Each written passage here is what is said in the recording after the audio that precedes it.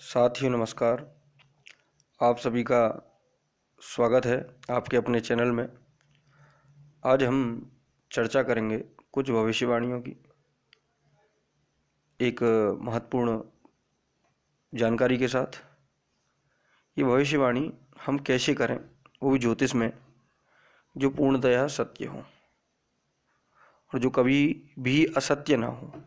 तो आज हम इसी टॉपिक को लेकर आए हैं। इस टॉपिक को आप अपनी कॉपी पेन लेकर तो बैठते ही हैं जब भी, और वीडियो को आप सराहते ही हैं। तो आज हम शुरुआत करते हैं कि चंद्र, राहु और शनि, विशेष रूप से इस टॉपिक को हम चर्चा करेंगे। कुंडली में कहीं भी बैठे हों तो उसका क्या प्रभाव होगा। तो कहते हैं जब कभी चंद्र के साथ क्या हो, एक ही घर में शनि और राहु अथवा राहु एवं मंगल जैसे दो दुष्ट ग्रह हों, तो वह व्यक्ति मानसिक रूप से इतना परेशान होता है कि वह पूर्ण रूप से पागल मालूम पड़ता है, अथवा ऐसा अनुभव करता है कि वह पागल होने वाला है।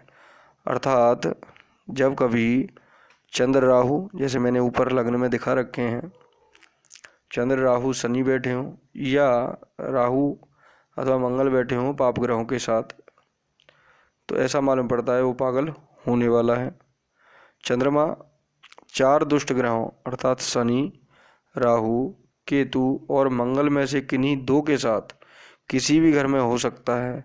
इससे ही मिलता जुलता प्रभाव तब पड़ता है जब 2 या 2 से अधिक दुष्ट ग्रह अन्य ग्रहों से चंद्रमा पर दृष्टिपात करते हैं। माने ऐसा तब और भी होता है, ये बताते हैं कि दिमागी रूप से उसका संतुलन जो है वो बिगड़ जाता है कि जब 2 या 2 से अधिक या 2 या उससे अधिक हों जो दुष्ट ग्रह चंद्रमा पर दृष्टिपात कर रहे हों या चंद्रमा को देख रहे हों, तो ऐसा माना गया है कि उस व्यक्ति का मानसिक संतुलन थोड़ा बिगड़ा हुआ होता है। चाहे 2 दुष्ट ग्रह वास्तव में चंद्रमा के साथ साथ ना हो। अब जो बात कही कुछ एक और नए टॉपिक की है कि चाहे 2 दुष्ट ग्रह वास्तव में चंद्रमा के साथ ना हो, किंतु यह यदि वे अगले और पिछले घरों में बैठे हों, चंद्रमा पर पूर्व दृष्टि डालते हैं। मान लीजिए कि हम अगर कुंडली की चर्चा करें तो कुंडली आप ऊपर देख पाएंगे, चंद्रमा से आगे का घर और चंद्रमा से पीछे के घर में कोई दुष्ट ग्रह बैठ जाए तो क्या कह रहे हैं कि आगे बैठ जाए या पिछले घरों में बैठ जाए, तो चंद्रमा पर क्रूर दृष्टि डालते हैं तो भी परेशानी और मानसिक यातना की भावना का अनुभव उस व्यक्ति को होता ही रहेगा। मैंने ये बात बहुत ही इम्पोर्टेंट तरीके से कही कि अगर चंद्रमा के साथ पाप ग्रह कोई भी हो, पाप ग्रह या दुष्ट ग्रह जिन्हें कहते हैं, उनकी दृष्टि पड़ जाए अगले घर में या पिछले घर में, साथ बैठे हों तो कह देते हैं विक्षिप्त कर देता है व्यक्ति को, और साथ नहीं हो तो मानसिक यातना तो देगा ही देगा।